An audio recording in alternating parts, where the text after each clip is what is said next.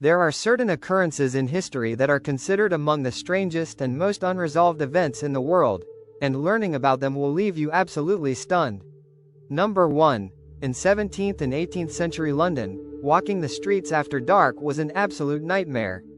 At that time, the alleyways of London were pitch black, creating a constant threat of theft, murders, and kidnappings. Because of this persistent problem, a completely new profession emerged, known as the link boys. These were young children who carried torches in their hands to light the way for people at night. These children were mostly poor or orphans who guided people under the torchlight just to earn their livelihood. They would stand in the streets of London and accompany people in exchange for money.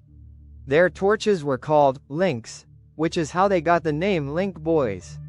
In a massive city like London, when wealthy individuals left parties or bars late at night, they relied on these link boys to guide them safely back home. However, this profession also had a very dark and dangerous side. It was observed that sometimes, link boys would conspire with criminals in dark alleys to rob the wealthy clients themselves. In several instances, it was even reported that link boys secretly murdered wealthy men or lured them to isolated places where they could be easily plundered. Driven by extreme poverty, these children started working from an early childhood. They lacked long-term job security or a safe future, forcing many down a path of crime that led to their early deaths. By the mid-1800s, streetlights began to be installed across London, bringing an end to the profession of link boys. Consequently, many of these children became chimney sweepers or low-class servants. While modern streetlights and flashlights have replaced link boys today, historians of London still share the lore of this ancient street job, and their references can be found in several old paintings and books. Number 2. In 1911, an Italian railway company named Zanetti launched a brand new luxury train. This was a modern steam train carrying 106 passengers and staff members. The train was scheduled to journey from Rome to Lombardy, and it was carrying exclusively high-class passengers. Everything was perfectly normal when the train departed from Rome. However, the moment the train entered a long tunnel in Lombardy, it suddenly vanished without a trace. An extensive investigation followed, but no evidence of the train was ever found inside the tunnel. There were no signs of an accident, nor was there any remnant of a single compartment. Only 2 passengers survived, having jumped off the train at the tunnel's entrance out of sheer terror. Those survivors recounted that as soon as the train entered the tunnel, a strange, thick fog enveloped them. They claimed the entire train began to literally dissolve, which panicked them into jumping off. The remaining 104 passengers and crew members disappeared forever. The incident became even more mysterious when old records emerged claiming that this very train had been spotted in the past.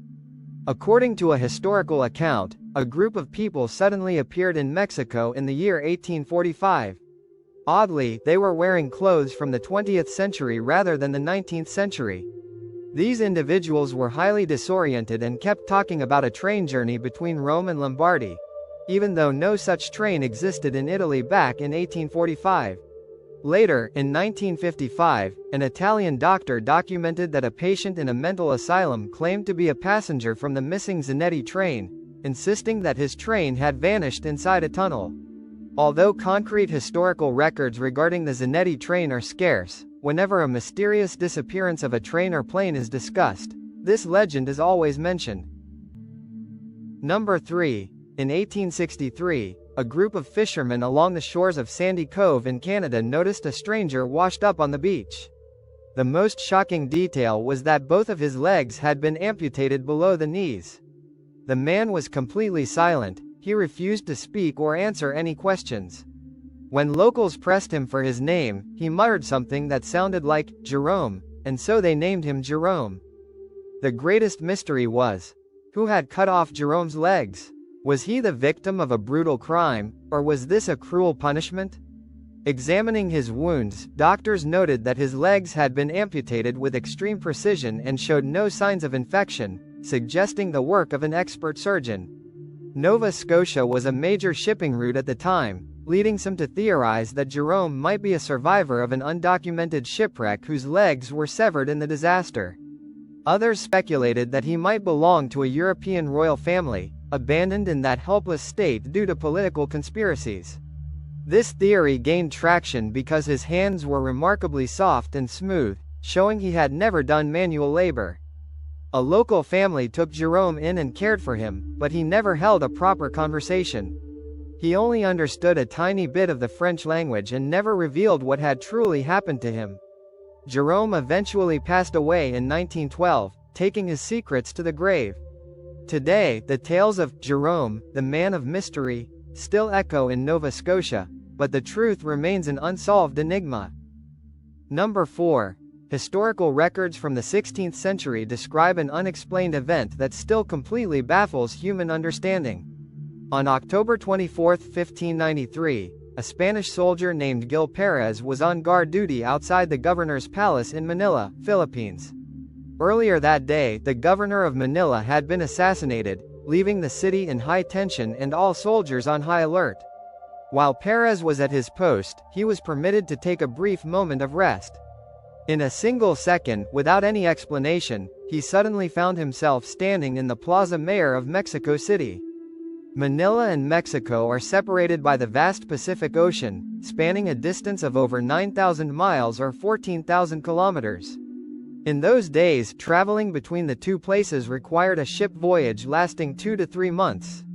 Noticing his unfamiliar uniform, Mexican authorities immediately detained him. Pérez explained that he had no idea how he arrived in Mexico. He insisted he was just on guard duty outside the palace in the Philippines following the governor's murder. The people of Mexico were stunned because they had received absolutely no news about the assassination in Manila. 2 months later, a ship from Manila docked in Mexico, bringing the official news of the governor's tragic death. Everyone was shocked to realization that Gil Pérez had accurately reported the news 2 months prior. Ultimately, Mexican officials sent him back to Manila. This incident strongly resembles modern concepts of teleportation or time travel, suggesting Gil might have been pulled through some unknown energy anomaly.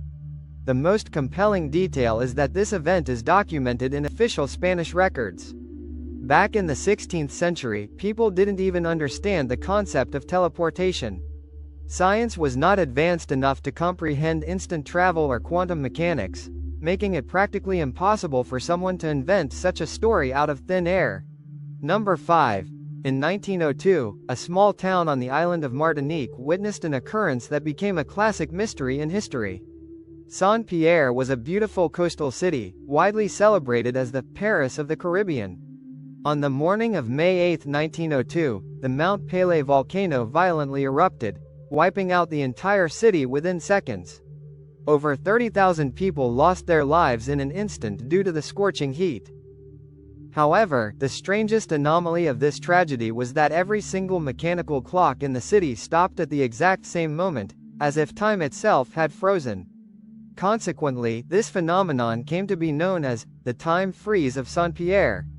Researchers later suggested that the volcano's superheated gases, which exceeded temperatures of 1,000 degrees Celsius, paired with intense blast waves, instantly halted the city's clocks. The extreme temperature and pressure likely melted or jammed the internal gears.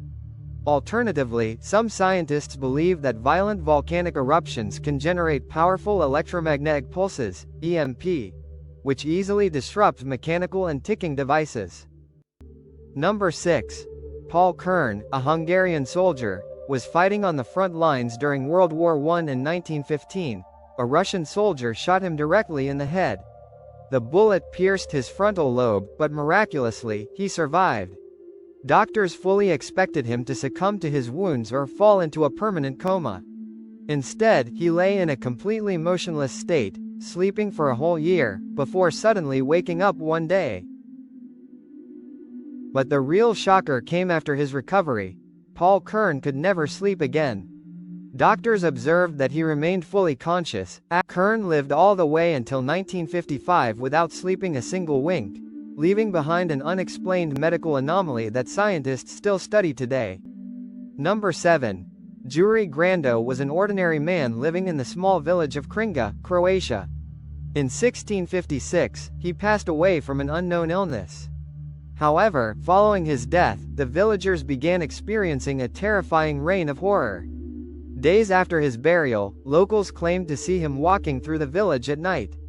He would knock on the doors of various houses, and invariably, a member of whichever house he visited would soon fall ill and die. His widow also claimed that he visited her dreams every night, terrorizing and even physically attacking her. Witnesses described his undead face as completely pale, bloodless, and frightening, mirroring the classic descriptions of a vampire. Austrian historian Johann Wiechert von Valvasor officially documented this entire incident in his 1689 book, The Glory of the Duchy of Carniola.